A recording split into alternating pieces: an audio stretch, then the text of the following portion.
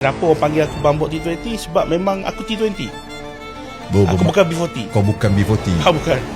Apa yang kau faham tentang T20, B40? Apa yang kau faham sebenarnya? Kaya miskin lah. B40 memang miskin lah bro. Jujur aku cakap T20 kaya. Lepas tu, tapi kau kena faham, dia ada dua perbezaan.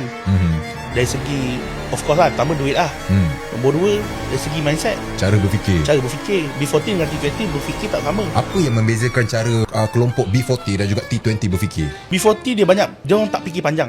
Dia banyak fikir pendek. T20 dia banyak fikir apa akan jadi kalau aku buat benda ni macam tu. Itu salah satu lah aku bagi. Macam kau. Maksudnya kau nak menyatakan bahawa T20 ni berfikiran yang jauh. Belum buat apa-apa fikir dulu. So apa yang kau buat ni, sebelum yang kau buat, kau viral kiri kanan, pasal kau viral pasal kes mak rempit, kau viral pasal skandal sana sini kiri kanan, kau viral pasal tidak menjaga kesihatan tubuh badan, kau dah fikir panjang? Tidak fikir panjang lah. Kau tahu tak konsekuensi bila tidak menjaga kesihatan tubuh badan ni?